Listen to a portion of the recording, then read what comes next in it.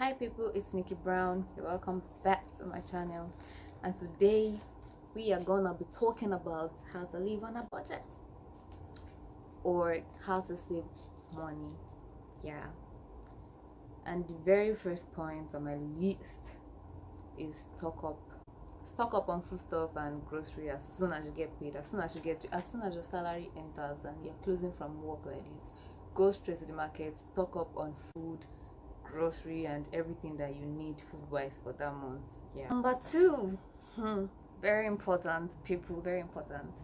Have a weekly budget or a daily budget, and try your best not to exceed that budget. It would help you to save a lot of money.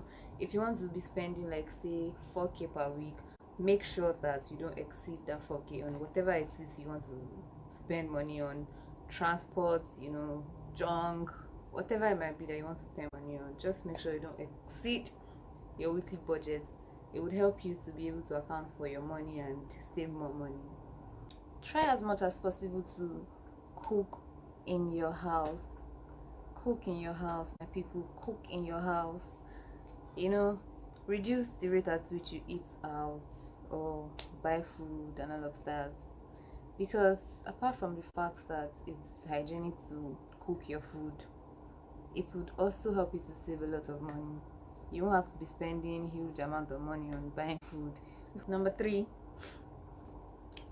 avoid shopping at supermarkets. I'm not saying that you should not shop at supermarkets, but try as much as possible to reduce the rate at which you shop at supermarkets, especially for food items. Try to go to local markets to buy food items. You would even find out that these things are way cheaper in the market, like markets, compared to if you're getting it from the supermarket. Say you want to get a pack of seasoning and then you go to the supermarket. If you're getting it for 700 naira at the supermarket, it's very possible you get that same seasoning for 500 naira in the local market, like market Ocha. Yeah. Number four, this might be hard for some people to do, but then if you really want to save money, you need to minimize social media use. Like, reduce the time you spend on Instagram, on Snapchat, on Twitter, on any kind of social media, and then you find out that the less time you spend on this social media, the less data you use, and then the less money you spend on buying data, and then you're able to save more money. So that's how it is. Less data you spend, the more money you're able to save. And it's so addictive to the point where, as your data is finishing, because you spent 2 hours on Instagram, you're just tempted to buy more data because you have the money in your account. And then at the end of the day, you're wondering, where did my money go? Where did all of my money go? You gave MTN your money, you gave Etisalat your money, you gave Glow your money. That's where all your money went. So try to minimize social media use so that you'll be able to save more money. So number five, reduce the rate at which you borrow money online. Reduce the rate at which you use all these online money lending platforms, loan platforms, and all of that. Except it's really, really, really, really necessary for you to borrow money. Try your best not to. You find out that it's so addictive to borrow money from these people. Okay, you borrow 30k and then you have to pay back in 2 months 17k per month and all of that, and then it's like, okay, small money, I can pay it, I can do that. But then you find out that after paying that one, you borrow again, you borrow again, you just keep borrowing and borrowing, and then you don't even know what you use the money that you borrow on. You just find out that you're borrowing and borrowing and borrowing. So if you can, try to reduce the rate at which you borrow, or stop it. Number six, this one too is very important too.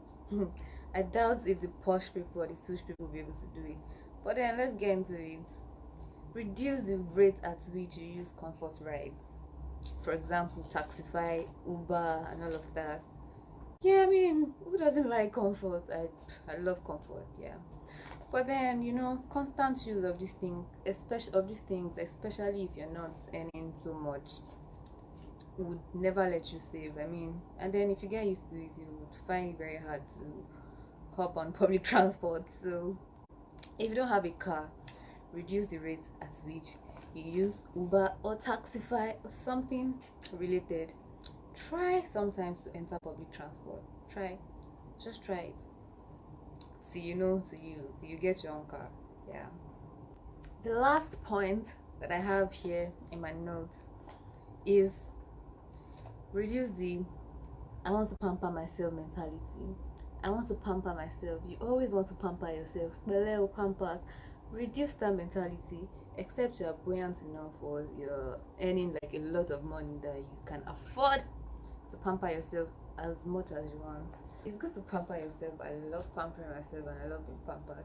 But then, if you're living on a budget and you want to save money, you have to really reduce the rate at which you pamper yourself.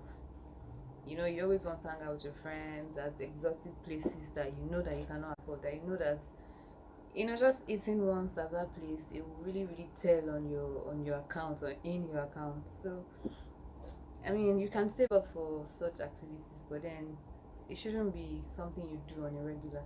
You only live once, but then what's the point if you don't have savings? How do you want to live? So try to reduce I want to pamper myself mentality. That's the end of today's video, and thanks for tuning in. Kindly subscribe to my channel if you haven't subscribed, and then for those that have subscribed, I love you. Don't tell anybody. And thanks for the support. I appreciate it. And when my money comes, don't worry, I'll buy you Benz. I'll see you in my next video. Bye.